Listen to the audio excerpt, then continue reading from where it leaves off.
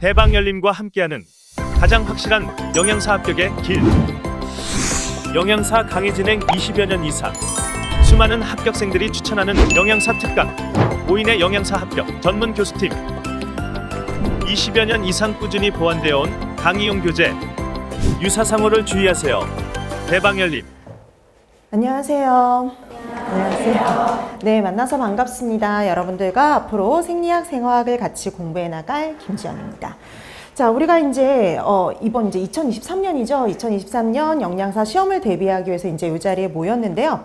자, 우리가 저와 함께 공부할 과목은요, 생리학, 생화학이에요. 근데 여러분들이 생리학, 생화학을 학교 다니실 때 한번 다 수업을 들으시긴 하셨죠. 근데 만약 이렇게 쉬운 과목은 좀 아니었을 거예요. 그렇죠? 그래서 이렇게 딱 듣기만 해도 어려운 과목 이렇게 생각이 될 정도로 조금 쉽지 않은 과목이었을 텐데요. 근데 어쩔 수 없이 이 생리학, 생화학은 정말 기본이 되는 학문이다 보니까 기본적인 것들은 반드시 알아두셔야 됩니다.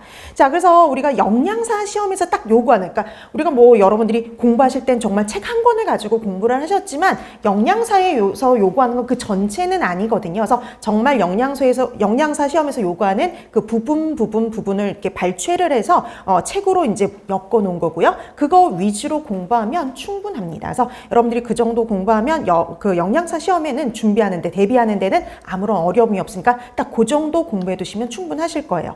자, 그래서 우리가 생리학, 생화학을 8주 동안 강의를 해요. 8주 동안 강의하는데, 그래서 먼저 생리학을 먼저 끝냅니다. 4주 동안 생리학을 먼저 끝내고, 그 다음에 그 뒤에 생화학을 할 건데요. 그래서 보통 생리학은 4주 정도 걸리고, 생화학은 솔직히 4주 내에 끝내긴 힘들어요. 그래서 생화학은 5주 정도 강의해야 한다라고 생각하시면 돼요. 근데 그거 생각해보면 여러분들이 학교 다니실 때 16주 강의했던 거를 4분의 1로 줄여서 하는 거다 보니까 정말 핵심적인 것들만 요약해서 공부한다, 딱 필요한 것들만 공부한다라고 생각하시면 될 것 같아요.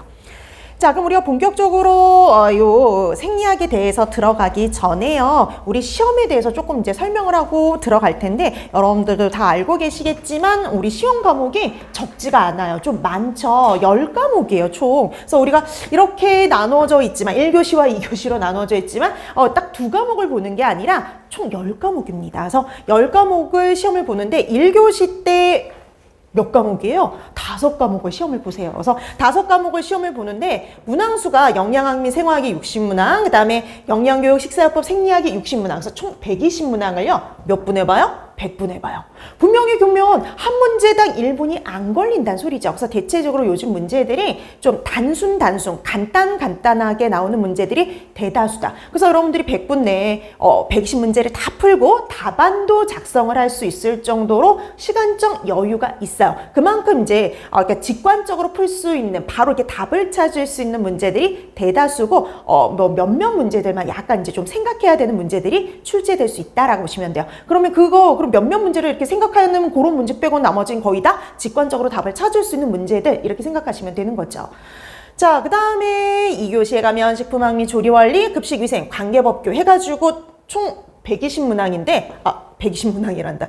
요거 100문항인데. 자, 요거 100문항 해가지고 얘는 85분. 그래서 우리가 총 220문항이에요. 그래서 옛날보다 문항수가 되게 많이 줄어든 거거든요. 근데 이 문항수 220문항 해가지고 이렇게 구성이 되어 있는데, 여러분들 그거 다 아시죠? 오늘 나눠드렸던 프린트 이게 다 있는 내용인데요. 여러분 이거 보면 요게 우리 모든 과목은 다 가락 과목이에요. 다 가락이라서 각 과목을 40% 이상 맞아야 됩니다. 그러니까 여러분들이 영양학 및 생화학 같은 경우도 40% 이상이면은요, 24점 이상은, 최소한 24점 이상은 맞아야 되고요. 그 다음에 이것만 됐다고 해서 합격이 아니라 전체에 대해서도요, 60% 이상을 맞아야지 합격이에요. 그럼 60%면 220문항 중에 132요. 그래서 132점 이상을 맞아야지 합격이에요. 그러면 예를 들어서 132점 이상을 맞았는데 한 과목이 24점이 아니라 23점이 돼버렸어요. 그러면 불합격이에요.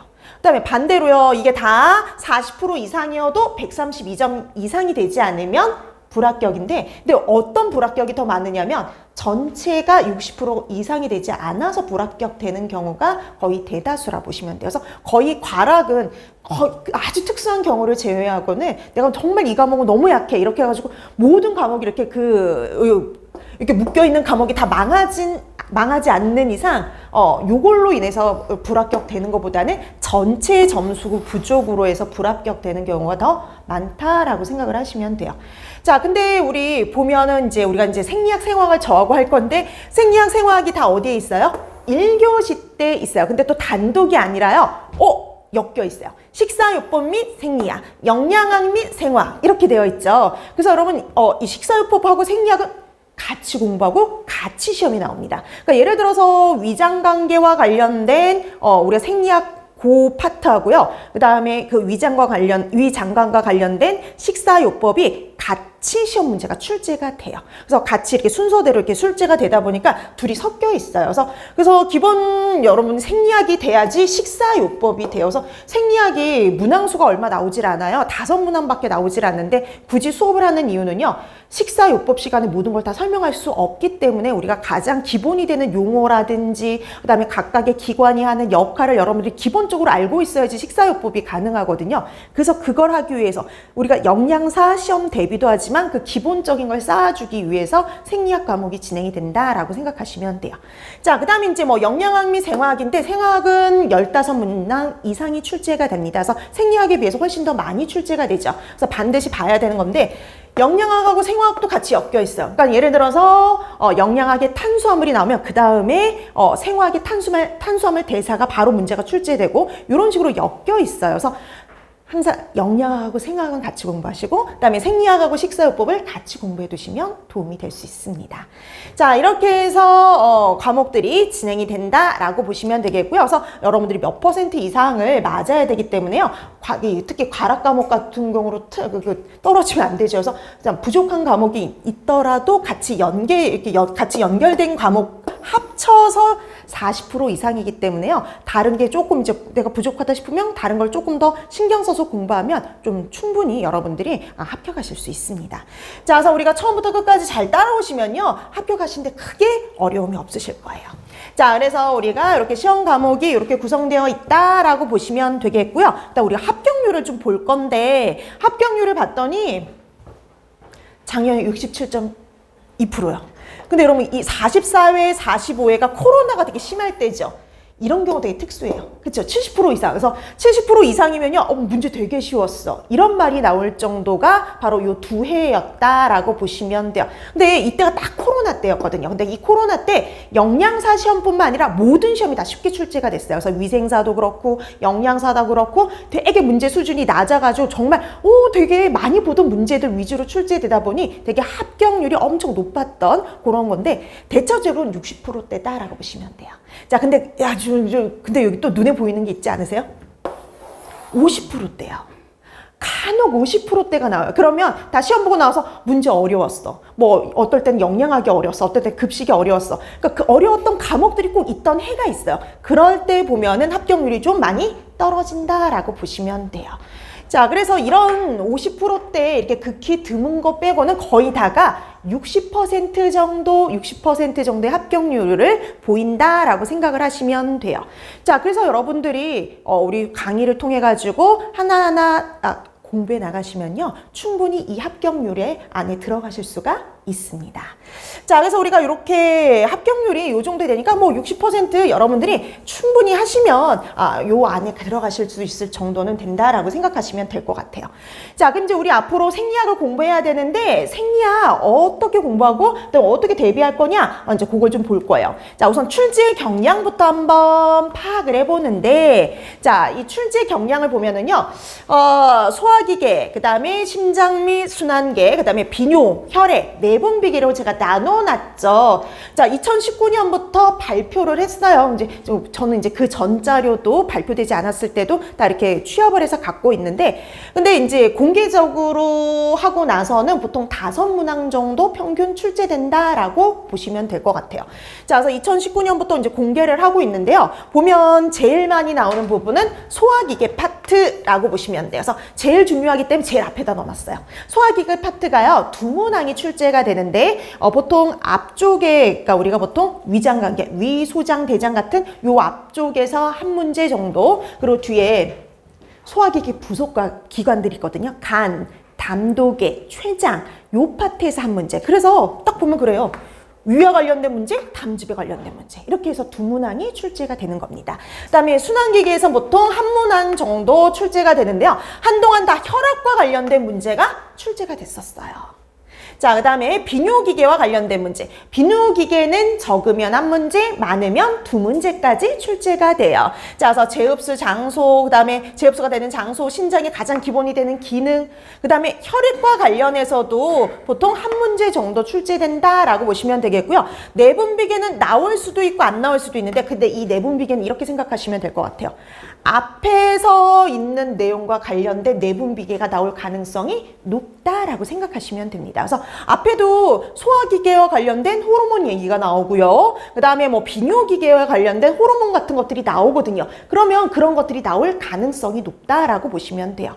자, 그래서 2019년에는 5문제가 출제가 됐고요. 그 다음에 2020년에는 위와 관련된 거, 그 다음에 간과 관련된 게 출제가 되고, 그 다음에 이렇게 해서 6문항이 출제가 됐죠. 호르몬까지 해서. 근데 재작년에요. 딸랑 몇 문제 출제가 됐냐면 2문항이 출제가 됐어요. 그래서 되게 고민을 했어요. 그래서 딸랑 2문제밖에 안 나오는데 이걸 계속 해야 되나? 이렇게 생각이 될 정도로. 근데 이때 다른 파트에서 좀 시험 문제가 나오면서, 그러니까 식사요법이 아니라 식사요법에다가 다른 파트가 좀 지역사회 영양학, 뭐 영양 판정 이쪽 파트에서 좀 시험 문제가 나오면서 생리학에서 2문항이 출제가 됐었어요. 근데 이건 정말 이례적인 거라 보시면 되고요. 그 다음에 작년에는 다시 5문항이 출제가 됐습니다. 근데 그 5문항을 보면은요, 소화효소, 위와 관련된 소화효소, 그 다음에 췌장 딱 두 파트로 나누어지죠. 자, 그 다음에 체순환, 그 다음에 이렇게 신장과 관련된 것 또 2문항. 그래서 여러분 어디를 위주로 해서 공부를 해야 되냐면 제일 중요한 건 요 3단원이에요. 소화기계, 그 다음에 심장 및 순환계, 비뇨기계가 가장 중요하다라고 보시면 되고요. 그다음에 그 외에 이제 여러분들이 혈액과 비뇨기계를 봐두시면 되죠. 그래서 앞쪽에 있는 파트가 훨씬 더 중요하다라고 반드시 봐야 되는 과목. 그러니까 생리학을 준비해서 반드시 해야 되는 거 요렇게 세 파트라고 보시면 되고요. 그 외에 이제 혈액하고 내분비계를 간단하게 봐두시면 돼요. 그래서 우리가 정말 여기 생리학에서는 이 앞에 파트를 좀 더 위주로 공부할 거고요. 뒤에는 좀 간단하게 공부를 할 겁니다. 그래서 기본적으로 여러분이 반드시 알아야 되는 용어 뭐 이런 것들 위주로 살펴본다라고 생각하시면 될 것 같아요. 자, 그럼 이제 우리가 생리학 들어가야 되는데, 그럼 우리가 생리학을 이렇게 5파트로 이제 나눠서 공부할 건데요. 자, 이 생리학이 어떤 과목이고 어떤 것들을 공부할 건지를 좀 살펴보면은 그게 여러분 책 1페이지에 나와 있습니다. 여러분 1페이지 한번 펴보실까요? 자, 1페이지 보면 인체의 구성에 대해서 설명을 하고 있죠. 여러분들이 이게 아마 생리학 여러분들이 그 첫 시간에도 제일 먼저 들었던 게 바로 요 내용이었을 거예요. 자, 이 생명체를 구성하는 사람을 비롯해서 생명체를 구성하는 가장 기본 단위가 되는 게 바로 뭐냐면 세포예요. 그래서 이런 생명체를 구성하는 구조적, 기능적 가장 기본 단위가 되는 게 세포예요. 세포. 그래서 사람도 여러 개의 세포로 구성되어 있다라고 보시면 돼요. 그래서 보통 사람도 한 60조나 한 100조 정도의 아주 많은 세포로 구성이 되어 있어요. 근데 세포 중에 비슷한 애들끼리 모였어요. 형태라든지 기능이 비슷한 애들끼리 모여서 뭘 만드느냐? 조직이라는 걸 만들어요. 우리 책에 보니까 조직이 되게 여러 종류가 있죠. 상피조직이라는 게 있어요. 여러분 상피조직은 여러분 피부요. 여러분들의 피부와 같은 게 바로 상피조직이에요. 자, 이런 상피, 겉에를 이렇게 둘러싸고 있는 상피조직도 있고, 그 다음에 두 번째, 결합조직이 있어요. 자, 여러분, 책에 보니까 결합조직을 어떻게 설명해 놓고 있나 봤더니, 조직이나 기관 사이를 채워넣기도 하고, 아니면 둘러싸기도 하고, 그 다음에 연결, 결속을 시키는 조직, 이렇게 되어 있죠. 그래서 여러분, 거기 보니까 콜라겐, 엘라스틴, 연골, 뼈, 혈액. 그래서 여러분 혈액은 혈관이라는 혈관을 채우고 있잖아요. 그래서 혈액도 뭐에 해당이 되느냐? 결합 조직에 해당이 돼요. 자, 그 다음에 또 뭐가 있냐면 근육 조직이 있죠. 근육, 우리 뼈에 붙어 있는 근육 조직들. 근데 여러분 근육 조직과 관련해서 요 단어들을 좀 구분해 주시면 좋을 것 같아요. 앞으로 요 단어 많이 나옵니다. 수익은, 불수익은. 자, 요거 두 가지 구분하는 정도로만 파악해 두시면 되는데요. 우리가 수익은 하면은요, 내 마음대로, 내 의지대로 움직일 수 있는 근육, 이렇게 기억하시면 돼요. 내 의지대로 움직일 수 있는 거는 수익은. 그 반대로 불자가 붙어 있으니까 내 의지대로 움직일 수 없는 근육은 불수익은. 이렇게 얘기를 하겠죠. 자, 그럼 수익은 내 마음대로 움직일 수 있고요. 불수익은 내 마음대로 움직일 수 없는 근육, 이렇게 생각하면 되죠. 그럼 여러분 한번 생각해 보세요. 자, 내 팔다리에 붙어 있는 근육은 수익은일까요? 불수익은일까요? 그쵸, 수익은. 내 마음대로 움직일 수 있으니까 수익은. 그럼 여러분, 그 내장에 있는 근육들은 내 마음대로 움직일 수 있어요? 없어요? 없죠. 그럼 걔는 뭐로 불러요? 불수익은. 그쵸? 그 정도 구분하고 가시면 돼요, 우선. 자, 그 다음에 신경 조직이 있습니다. 그래서 이렇게 조직에는 상피, 결합, 근육, 신경 조직들이 있고요. 이런 조직들이 모여서 뭘 만드느냐? 기관이라는 걸 만들어요. 자, 상피 조직, 결합 조직, 근육 조직, 신경 조직들이 모여서 기관이 된다 그랬죠. 여러분, 기관에 뭐가 있는지 아세요? 입, 식도, 위, 소장, 대장, 이런 것들이 기관이에요. 입이라든지 위라든지 식도라든지 뭐 이런 소장이라든지 대장이라든지 뭐 심장이라든지 이런 것들이 기관인데, 근데 여러분 지금 제가 쓴 기관들은 다 같은 기능을 하지 않아요? 다 뭐와 관련된 기능을 하고 있냐면 소화와 관련된 기능을 하죠. 이렇게 같은 기능을 갖고 있는 기관들을 모아서 우리가 개라고 얘기를 하고요. 지금처럼 우리가 입식도, 위, 소장, 대장처럼 소화와 관련된 기관들을 묶으면 소화기계, 그렇죠? 소화기계 이렇게 돼요.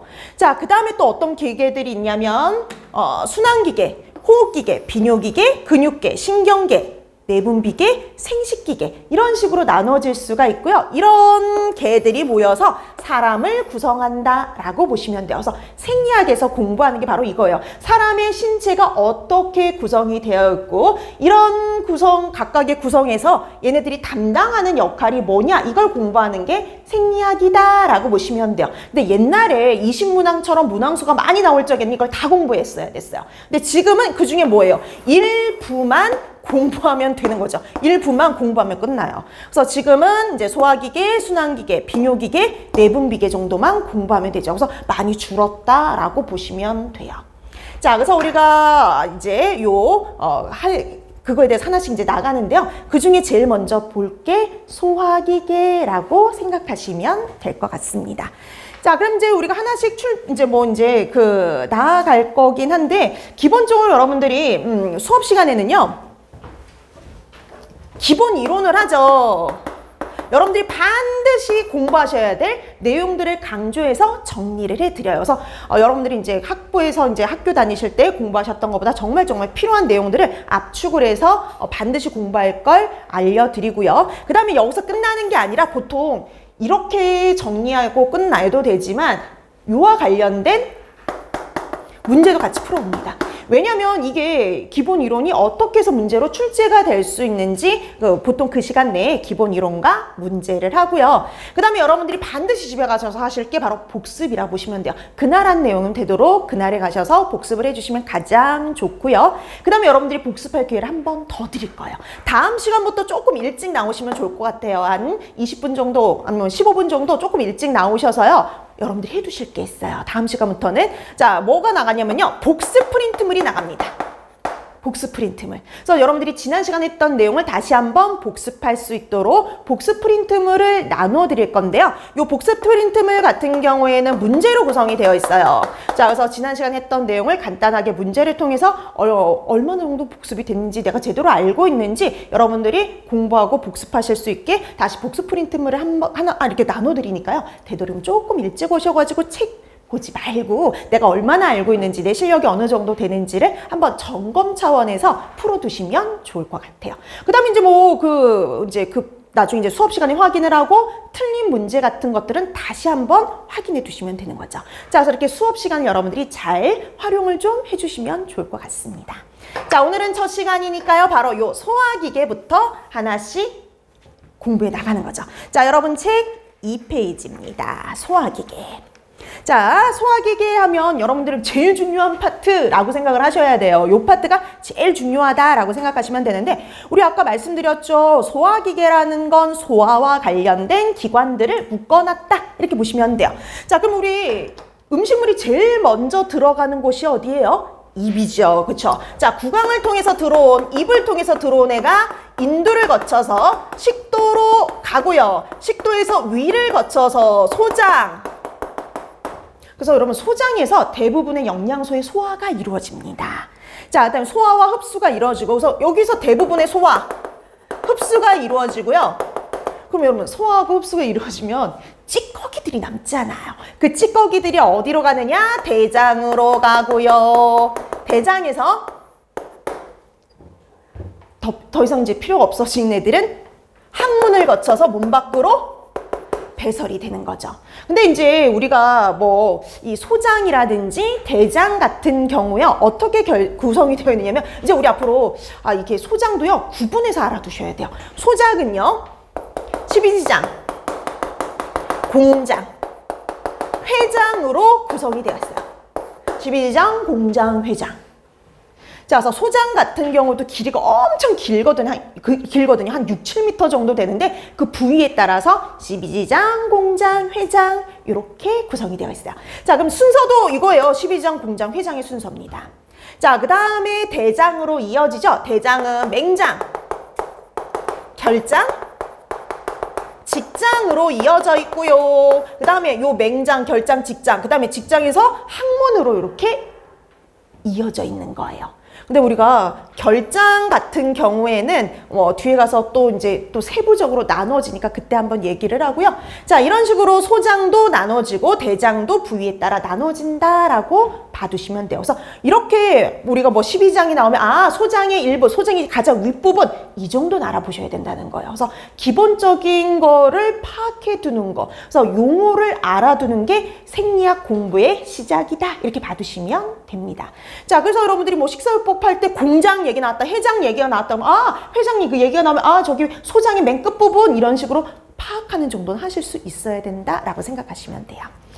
자, 그 다음에 이제 드디어 소화관 얘기가 나오죠. 자, 제일 먼저 소화관 나옵니다. 자, 여러분 소화관 같은 경우에는 말 그대로 위, 뭐 식도, 위, 소장, 대장 얘네들이 다 소화관들이라 보시면 돼요. 그러니까 말 그대로 음식물이 지나가는 관 이렇게 생각하면 돼요.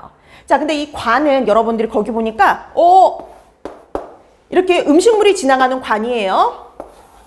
자, 그러면 얘네들이 이렇게 두께가 있죠. 그럼 여러분들이 거기 책에 보니까요. 자, 우선 우리 음식물이 지나가는 요 부위를 뭐라고 하느냐? 점막층이라고 얘기가 되어 있죠. 저 점막층. 그 다음에 점막 바로 아래에 있는 요 층이 점막 하층이 되고요. 그 다음에 여기가 근육층이 되고요. 뭐 이거 되게 중요하진 않아요. 그 다음에 이게 가장 마지막 장막층이 됩니다. 그러니까 우리 맨 왜 내장에 있을 때 우리가 제일 바깥쪽 있죠. 바깥쪽에 보이는 그 부분이 장막층 이렇게 되는 거고요. 그 다음에 왜 안쪽에 미끈미끈한 부분 있죠. 그 부분이 점막층이라고 얘기를 합니다. 그럼 그 다음에 그 밑에 점막 하층 있고 그 다음에 근육층이 있다. 이렇게 보시면 돼요. 그래서 여러분 거기 소화관 여러분 거기 쓰여 있죠. 여러분 책에 소화관 구조 그래서 점막층, 점막하층, 근육층, 장막층 4개의 층으로 이렇게 이루어져 있는 거예요. 알고 보면 되게 얇은데 그렇게 4개의 층으로 구성되어 있어서 근육층이 있으니까 어때요? 움직일 수가 있는 겁니다. 자, 그러면 이제 여기는 단어들을 알아두는 거 정도 이렇게 생각하시면 돼요. 단어를 알아두는 정도. 자, 이제 본격적인 공부가 시작이 되는 건 여러분 거기 3페이지에 있는 내용부터요. 그럼 여러분 소화관도 근육이잖아요. 근육이면 뭐 할 수 있어요? 움직일 수 있다라는 소리예요. 그렇죠? 자, 그럼 얘네들이 움직일 때 저절로 움직이는 게 아니라 누군가의 도움을 받아서 움직이게 됩니다. 자, 누구의 도움을 받느냐? 신경과 호르몬이에요. 그래서 신경과 호르몬의 도움을 통해서 움직이기 때문에 어떤 신경, 어떤 호르몬에 의해서 움직이느냐? 그걸 파악해 두는 게 기본이라 보시면 돼요. 근데 둘 중에 더 중요한 건 호르몬이에요. 자, 그럼 먼저 소화관에 신경지배와 국소 호르몬 이렇게 되어 있죠. 자, 우선 먼저 소화관과 관련된 신경 알아둡니다.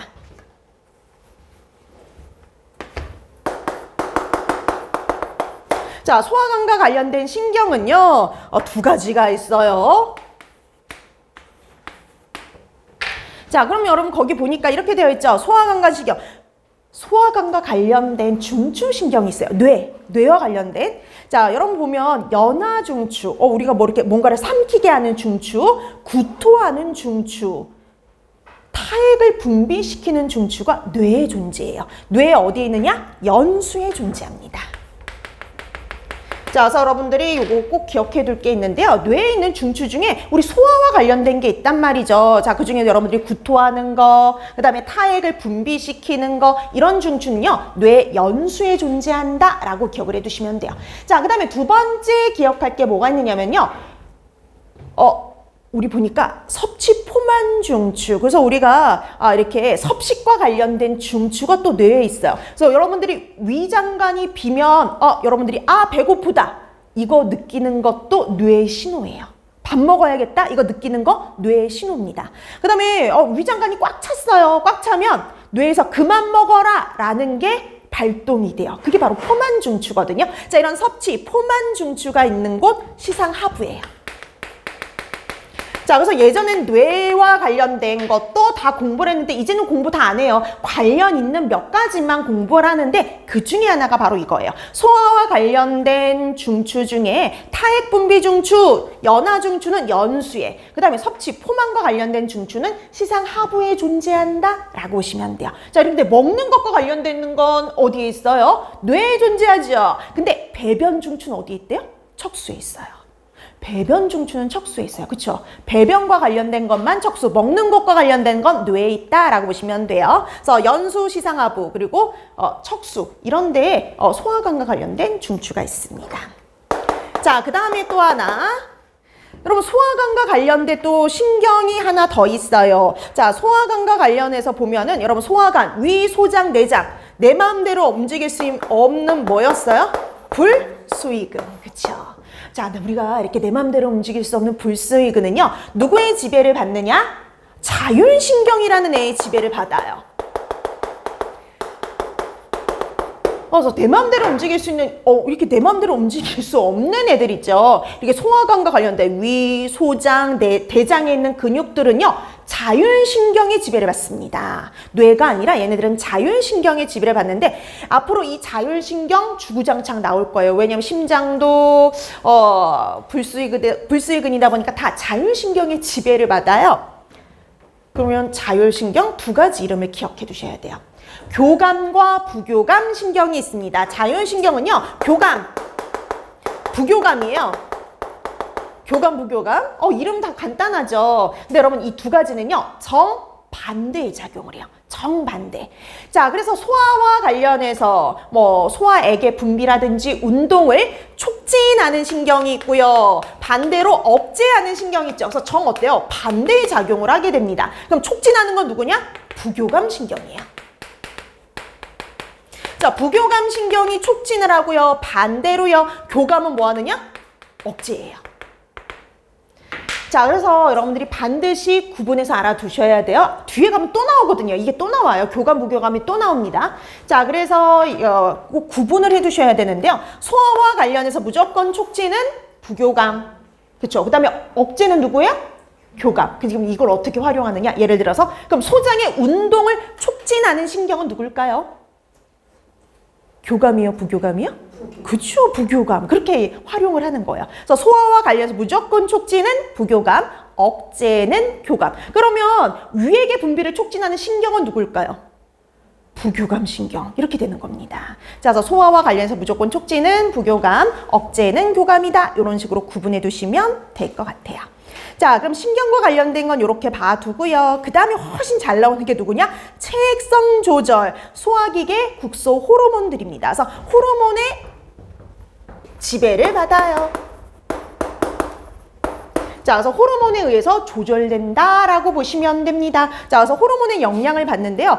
자, 이 소화관과 관련된 호르몬들 단골 문제 중에 하나입니다. 그래서 최근에 좀 안 나왔는데 이게 좀 안 나왔으니까 이제 나올 가능성이 높아졌어요, 좀.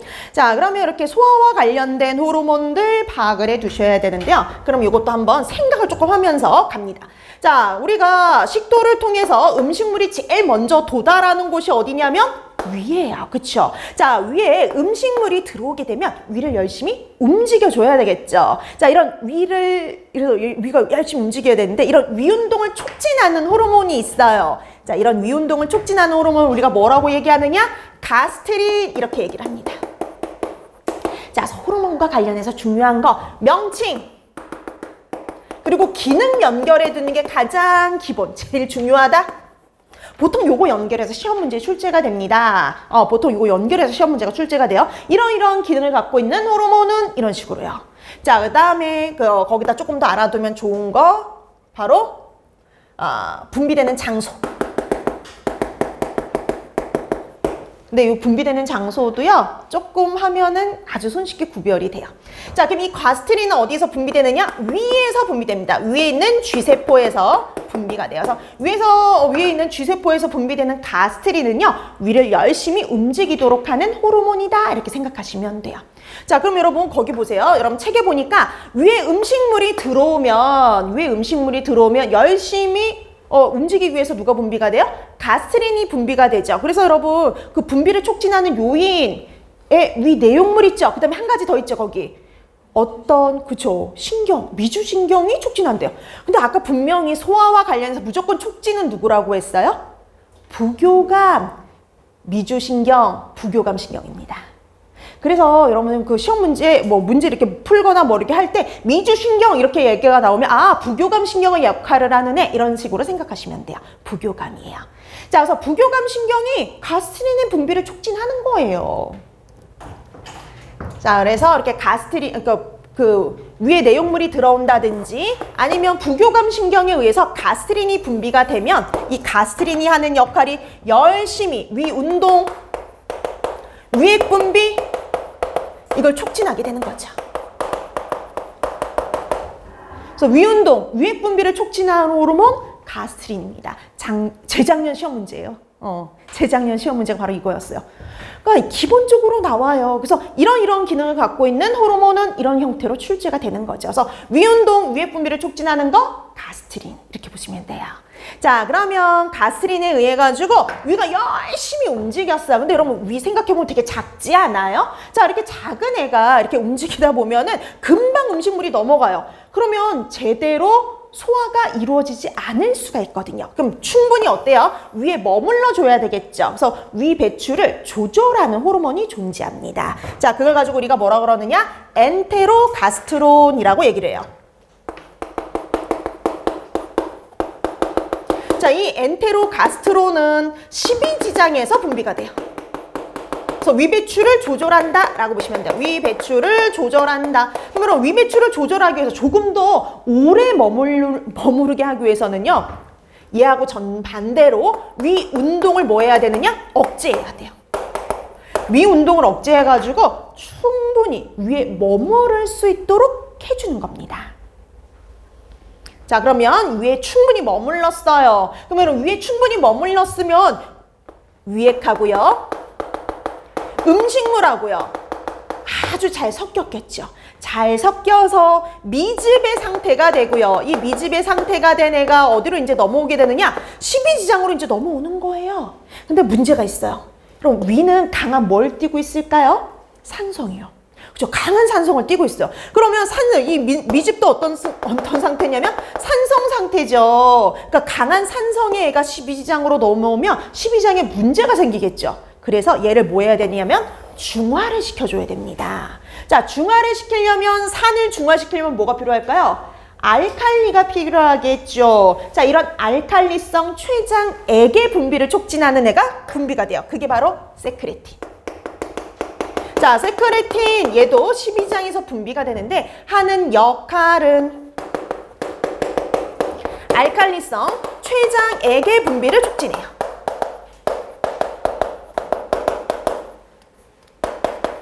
자, 그래서 알칼리성 췌장액. 그래서 알칼리성 이렇게 췌장액의 분비를 촉진하는 거 세크레틴. 이렇게 보시면 됩니다. 자, 그래서 이 알칼리성 물질을 잘 섞어가지고 중화를 시켜주는 거예요. 자, 그럼 이제 중화가 됐잖아요. 중화가 되면 이제 소화를 시켜야 되겠죠. 자, 소화를 도와주기 위해서 분비되는 호르몬이 있어요. 그걸 가지고 우리가 뭐라 그러느냐? 콜레시스토키닌. 이름이 조금 어렵죠. 우리가 약자로는 CCK. 되게 간단하게 얘기하는데 길게 말하라면 콜레시스토키닌 이렇게 얘기를 합니다.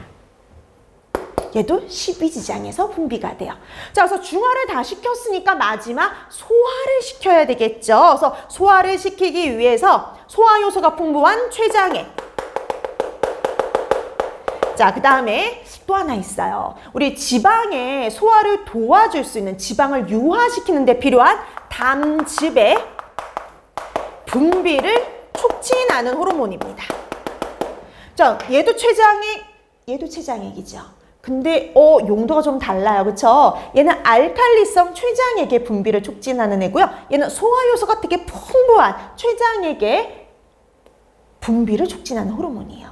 그 다음에 여러분, 담즙의 분비 이렇게 되어 있잖아요. 근데 이걸 다르게 표현하기도 합니다. 여러분, 담즙은 주머니에 보관되어 있어요?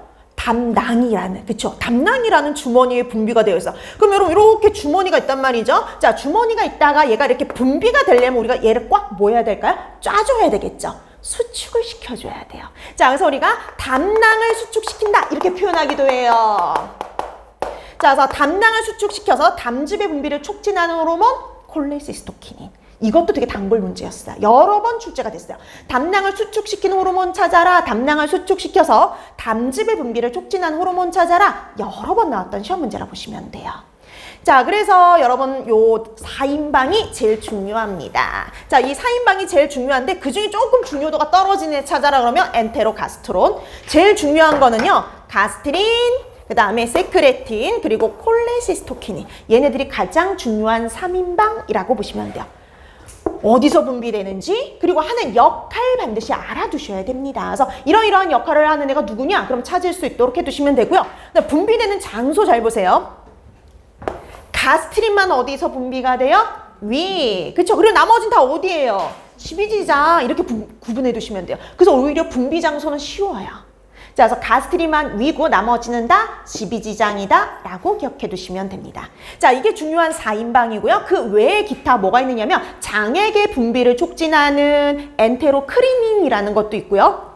그 다음에 여러분 이거 여러분들이 교재 같은 데서 많이 봤을 텐데 소장 같은 경우에는 흡수를 잘 하기 위해서 표면적을 넓히기 위해서 무수히 많은 주름과 육모라는 털로 덮여 있다라는 거 들어보셨죠? 자, 그래서 이 소장 점막은 이렇게 있는 것보다 이렇게 육모로 덮여 있으면 닿는 표면적이 어때요? 더 넓어지죠. 근데 이 육모라는 애가 가만히 있을 때보다 움직일 때 훨씬 흡수가 잘 이루어져요. 자, 그래서 이런 육모의 운동을 촉진하는 빌리키닌 이런 것들이 더 있긴 해요. 얘네들 다 소장에서 분비되는 것들인데 중요도가 좀 떨어집니다.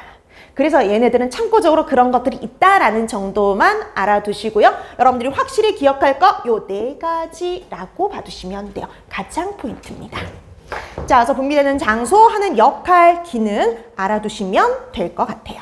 자, 그 다음에 이제, 그러면 이제 소화관과 이제 관련되게 드디어 이제 우리 공통으로 봐야 될 걸 끝내고 이제 본격적으로 이제 하나하나씩 기관을 들어가는데, 우리 제일 먼저 음식물이 들어오는 곳이 어디였어요? 구강이었죠. 근데 여러분, 구강은 자세히 볼 필요는 없고요. 그냥 간단하게만 파악을 합니다. 그러니까 우리가 문항수가 줄어들면서, 와, 되게 세세하게 모든 걸 다 공부할 필요는 없고요. 포인트가 되는 걸 기억해 두셔야 되는데, 구강에서도요, 소화가 일어나요. 그럼 소화가 일어나면 그 소화 효소들은 다 기억을 해 두셔야 되는데, 여러분 구강에선 침이 분비되죠. 그 침에도 소화 효소가 들어있어요. 자, 그 침에 들어있는 소화 효소 누구냐? 푸티알린. 이름 기억해 두셔야죠. 자, 그래서 입에서는요, 푸티알린이라는 소화 효소가 분비된다라고 보시면 되는데, 이 푸티알린이요, 일종의 아밀라제예요.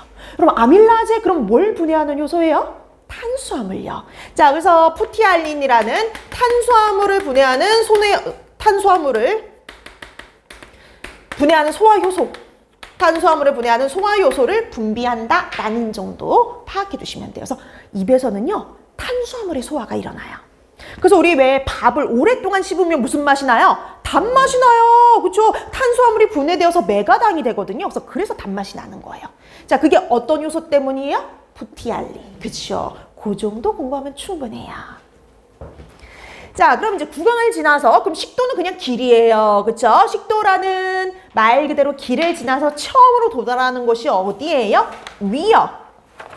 자, 그래서 여러분들 시험 문제가 여태까지 지금 다 단골 문제가 어디서 나왔느냐? 위에서 나왔습니다. 위. 그러니까 위가 그만큼 중요하다라고 보시면 돼요. 자, 그러면 위가 공부할 게 좀 많은 편입니다. 자, 그래서 위, 소장, 대장 중에 가장 중요해요. 자, 그래서 우리 거기 책에 3번이구나. 자, 위 가는데 그럼 위와 관련해서 제일 중요하게 반드시 받아야 될 게 뭐냐? 위선과 분비되는 물질을 기억해 두는 게 제일 중요해요. 자, 그래서 우리 여기서는 묶어서 봐두는데요. 위선과 위액물질, 위액성분 요걸 같이 연결해서 공부를 좀 해둘게요. 이건 뗄래야 뗄 수가 없거든요. 그래서 얘네들은 그냥 한 번에 같이 공부하자. 자, 근데 여러분 위선, 여러분 선이라 붙어 있으면 있잖아요. 뭔가 분비되는 장소라고 보시면 돼요. 자, 그래서 앞으로 이제 선자 이렇게 붙어 있다. 내분비선, 외분비선 이런 식으로 위선, 장선 이렇게 선자가 붙어 있으면 무엇인가가 분비되는 장소 이렇게 생각하시면 돼요. 자, 그럼 위장벽에는 뭔가 이렇게 분비되는 위선이라는 부위가 있어요. 자, 이 위선도 이름이 있습니다. 자, 그 중에 우리가 첫 번째 뭐가 있느냐? 벽세포라는 곳이 있어요. 자, 벽세포 반드시 알아둬야 될 건데요. 자, 이 벽세포에서 분비되는 중요한 물질 두 가지가 있어요. 첫 번째, 염산, 위산이라고도 하고요. HCl이 분비돼요. 염산이 분비돼요. 위산이 분비돼요. 자, 그래서 위에서 분비되는 산이다, 염산이다. 그래서 우리가 위산, 염산, HCl 이렇게 얘기를 하죠. 근데 여러분 우리 이게 또 이제 시험에는 거의 영어로 명칭이 나오지 않고 보통 위산, 염산 이 정도로 출제가 된다라고 보시면 돼요. 자, 그래서 위산, 염산이 바로 여기서 분비가 돼요. 이거 되게 별거 아닐 것 같죠? 시험 문제 출제가 됐어요. HCl, 위산이 분비되는 장소는 딱 이거예요. 위산이 분비되는 장소 어디예요? 벽세포. 이렇게 되는 거죠. 벽세포. 자, 근데 이게 여기서 공부할 게 끝나는 게 아니라 자, 그럼 위액 성분이잖아요. 위액 성분인 위산이 필요한 이유가 있겠죠. 위산이 하는 역할, 기능 기억해 두셔야 됩니다. 자, 우선 위산이 하는 첫 번째 역할은 바로 뭐냐면은요. 위를 산성으로 유지를 해요. 위를 강한 산성으로 유지해줘요. pH가 1 내지 2 정도의 강한 산성으로 이렇게 유지하는 거 바로 위산, 염산 때문에 가능한 거죠. 자, 그 다음에 여러분 이렇게 강한 산성을 띠면은요, 균이 살아남지를 못해요. 그래서 충분히 우리가 산을 분비하면 살균 작용이 가능합니다.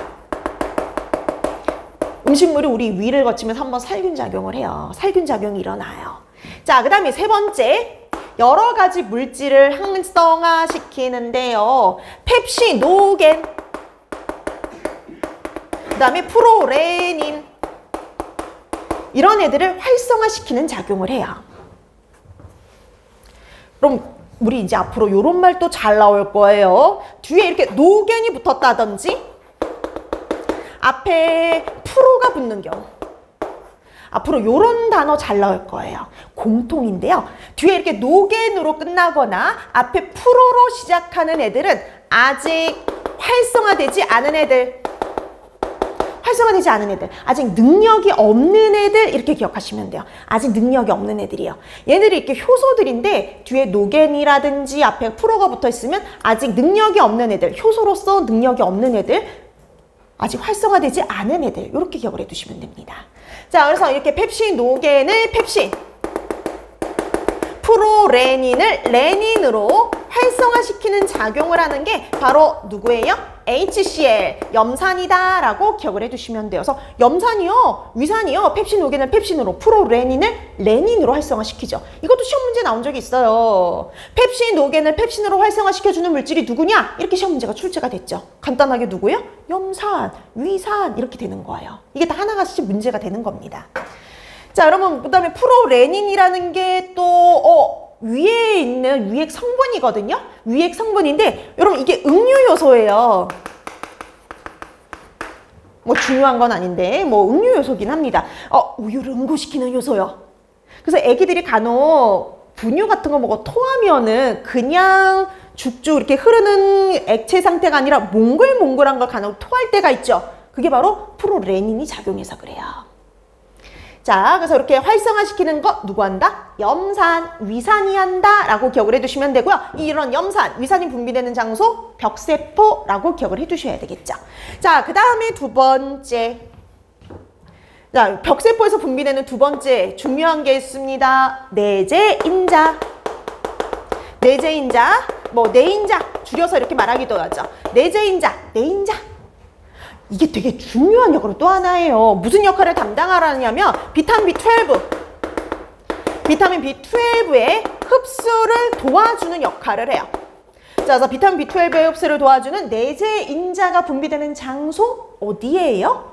벽세포 기억해 두셔야죠. 그래서 내재인자가 분비가 돼요. 위액성분에 내재인자가 있어요. 얘가 하는 역할 비타민 B12의 흡수를 도와주는 역할이요. 그래서 이것도 시험 문제 출제가 된 적이 있어요. 여러분들 위가 망가졌어요? 위장벽이 망가졌어요? 위장벽이 망가져서 내재인자의 분비가 제대로 이루어지지 않았어요. 그때 일어날 수 있는 현상은 이게 시험 문제였어요. 그럼 내재인자가 제대로 분비 안 되면 누구의 흡수가 잘 안 돼요? 비타민 B12. 이런 식으로 연결하는 문제가. 그 다음에 여러분 이게 더 심해지면 비타민 B12의 흡수가 제대로 이루어지지 않으면 뭐가 올까요? 빈혈이 오는 거예요. 악성 빈혈. 나중에 여러분들이 또 식사요법에 가서 공부하시겠지만 비타민 B12가 부족하면은 적혈구가 제대로 만들어질 수가 없어요. 악성 빈혈이 따라오게 됩니다.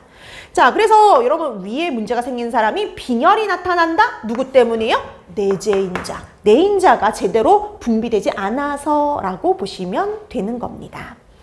자, 이렇게 해서 벽세포에서 분비되는 두 가지, 그리고 그다음에 하는 역할 기억해 두시면 될 것 같아요. 자, 그 다음에 이제 두 번째 나오는 거 주세포. 여러분, 주세포에서 분비되는 물질은요, 펩신오겐이 분비가 돼요. 펩신오겐이.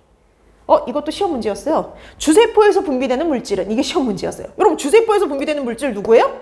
펩신오겐. 되게 간단하죠. 그러니까 정말 기본적인 걸 물어봐요. 자, 그래서 주세포에서 분비되는 거 펩신오겐. 그래서 이렇게 위선과 분비되는 물질 그리고 하는 역할 기억하시면 돼요. 그러면 펩신오겐이 하는 역할이 바로 뭐냐? 여러분 펩신오겐이 펩신으로 활성화되잖아요. 그럼 얘가 하는 역할 단백질을 소화시킵니다. 단백질을 분해 소화시키는 역할을 해요. 그래서 여러분 위에서는요 단백질의 소화가 일어나요. 자, 그래서 단백질의 소화시키는 펩신오겐이 바로 주세포에서 분비가 되죠. 근데 여러분 펩신오겐 아직 능력이 있어요? 없어요? 없어요. 누구로 활성화돼야 돼요? 펩신으로. 그럼 그런 펩신으로 활성화시켜주는 물질이 누구예요? 위산, 염산이다. 이렇게 기억을 해두시면 됩니다. 자, 그래서 펩신이 하는 역할은 단백질을 분해, 소화시키는 역할을 담당하죠. 이게 작년 시험 문제였어요. 위에서 작용하는 소화요소로 단백질을 소화시키는 애는 이게 시험 문제였어요. 단백질을 소화시키는데 어디에서 작용한다고요? 위에서 작용하는 물질 이렇게 물어봤으니까 누가 되겠어요? 펩신 이렇게 되는 거죠. 그래서 여러분들이 분비되는 장소, 그 다음에 하는 역할 기억해 두는 거 기본입니다. 자, 그 다음에 세 번째 경세포 내지는 점액세포. 점액세포에선 점액을 분비해요. 그게 바로 뮤신입니다. 뮤신. 점액을 분비하는데 얘가 바로 하는 역할이 위점막을 보호하는 역할이에요. 여러분 위가 강한 산성을 띠고 있잖아요. 위가 강한 산성을 띠고 있죠? 펩신이 단백질을 소화시키죠. 그래서 이런 펩신이라든지 강한 위산으로부터 위점막을 헐지 않도록 보호하는 역할을 담당하는 거 뮤신이라고 봐주시면 됩니다. 자, 그 다음에 마지막 한 가지가 있죠. G세포. 이거 우리 아까 앞에서 나왔는데 G세포 나와 있어요. 자, G세포는 여기서 분비되는 거는 아까 했듯이 누구냐? 가스트린. 얘가 하는 역할, 위액 분비 촉진이었죠. 위액 분비, 위 운동을 촉진하는 역할. 뭐 이거는 아까 했던 거니까. 자, 근데 이게 중요한 게 있어요. 여기까지는 다 위액의 성분이에요. 얘네들은 다 위액 성분이에요. 근데 여러분, 가스트린은요, 위액 성분이 될 수가 없어요. 위액 성분이 아니에요. 소화관에 존재하지 않습니다. 그래서 요것도 잘 구분해 두셔야 돼요. 왜 그러느냐? 여러분, 가스트린은 뭐였어요? 호르몬이었죠. 여러분, 호르몬들은요, 절대 소화관 내에 존재하는 물질이 아니에요. 소화관 내에 존재하는 물질이 아니라 소화관에 그냥 작용하는 물질일 뿐이에요. 그래서 소화관이 작용하는 물질이지 소화관 안쪽에 소화액에 존재하는 물질이 아닙니다. 이거 왜 그렇게 강조해서 얘기를 할까요? 구분하는 문제가 나온 적이 있어요. 구분하는 문제. 자, 그래서 여러분, 이게 가스트린을 비롯해서 모든 호르몬들은요, 다 소화관 내에 존재하지 않아요. 그럼 소화관 내에 얘네들이 존재하면 얘네들도 소화돼 버려요. 주성분이 단백질이거든요. 다 분해돼 버려요. 자, 그래서 얘네들은 절대 소화관 내에 존재하지 않고 혈액을 통해서 운반이 돼서 그냥 위를 움직이는데 도움을 주는 것뿐이다. 이렇게 생각을 하시면 되는 겁니다. 자, 그래서 얘는 절대 소화관 내에 존재하지 않는다. 위액 성분으로 존재하지 않는다라고 봐두시면 돼요. 그래서 문제가 이런 식으로 나온 적이 있어요. 다음 중 위액의 성분에 해당하는 것은, 이렇게 해서 시험 문제가 나온 적이 있어요. 위액 성분인 것은. 자, 그럼 여러분 한번 생각해 보세요. 다음 중에 위액 성분인 걸 찾아라. 자, 1번 가스트린, 그 다음에 2번 트립신, 그 다음에 3번 뭐 할까요? 3번 CCK, 콜레시스토키닌, 그 다음에 4번 엔테로키나제, 그 다음에 5번 네제인자. 자, 그럼 이 중에서 위액 성분에 해당하는 건 뭘까요? 그렇죠, 네제인자죠. 자, 그 다음에 여러분, 뭐 이제 트립신이나 엔테로키나제는 뒤에 가서 할 건데, 얘네들은 소장에 존재하는 애들입니다. 자, 그 다음에 이 두 가지 보세요. 가스트린, 콜레시스토키닌, 둘 다 뭐예요? 호르몬이죠. 호르몬들은 절대 어디에 존재할 수 없어요? 소화관 안쪽에 존재할 수 없어요. 위액의 성분이 될 수가 없습니다. 자, 그래서 이런 것들을 구분하는 문제가 출제가 됐어요. 그래서 호르몬은 무조건 보기에 나오면 제외시키면 돼요. 그래서 위액의 성분, 소화관 내에 절대 존재할 수 없는 물질이라고 봐두시면 되겠습니다.